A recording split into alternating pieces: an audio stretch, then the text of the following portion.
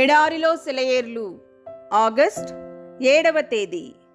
వారు ప్రార్థన చేయగానే వారి కూడియున్న చోటు కంపించెను. అప్పుడు వారందరూ పరిశుద్ధాత్మతో నిండిన వారై దేవుని వాక్యమును ధైర్యముగా బోధించిరి.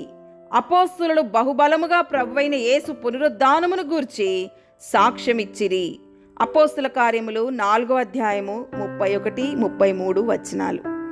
క్రిస్మస్ ఇవాన్స్ అనే గొప్ప దైవ సేవకుడు ఒకరోజు తన అనుభవాన్ని తన డైరీలో రాసుకున్నాడు. ఒక ఆదివారం సాయంత్రం అతడు ఒక ఒంటరి దారి గుండా వెళ్తున్నాడు. ఉన్నట్టుండి తన ఆత్మీయ స్థుతి గురించి ఆయన హృదయం కలవరపడసాగింది.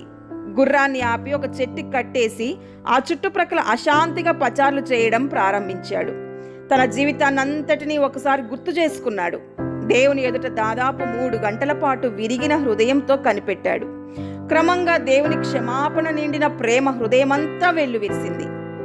దేవుని నుండి ఒక క్రొత్త పరిశుద్ధాత్మ బాప్తిస్మం పొందాడు. సూర్యుడు అస్తమిస్తూ ఉండగా తిరిగి గుర్రం ఎక్కి తన పని మీద వెళ్ళిపోయాడు.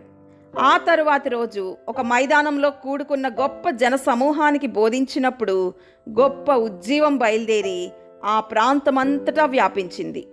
తిరిగి జన్మించిన వాళ్ళని అడగదగ్గ అతి ప్రాముఖ్యమైన ప్రశ్న ఏమిటంటే, నువ్వు పరిశుద్ధాత్మను పొందావా? ఆదిమ సంఘంలో ఇది ఒక కొలబద్ద. నీ జీవితంలో పరిశుద్ధాత్మ నిండిందా? నీ హృదయంలో సంపూర్ణంగా నిండిందా? ఆయన నీ మీదకి దిగివచ్చాడా? నీ రక్షకుని వెలుగు నీలో కనిపించేలా నీలో రాజ్యమేలుతున్నాడా? సముద్ర కెరటాల్లా నీలో ఆయన ఎగిసిపడుతున్నాడా? అనుదినం నీతో కలిసి ఉన్నాడా? నీ బ్రతుకులో మాధుర్యాన్ని నింపుతున్నాడా? నీ ప్రార్థనకి జవాబునిచ్చి నడిపిస్తున్నాడా? ఆయనతో నడవడం నీకు హాయిగా ఉందా? నీ ముంగిట అనుక్షణం ఉంటున్నాడా? నీకు బలాన్ని ప్రసాదిస్తున్నాడా?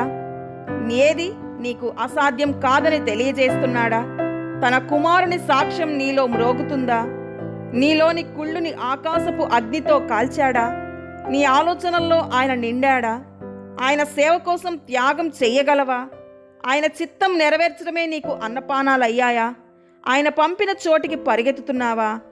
నీ అహం నుండి, స్వార్థం నుండి నిన్ను విడిపించాడా? అవసరంలో ఉన్న నీ అన్నని ఆదుకుంటున్నావా? యేసు సైనికుడిగా శ్రమలు భరించగలవా? క్రీస్తులో నీ నిరీక్షణ గట్టిదేనా?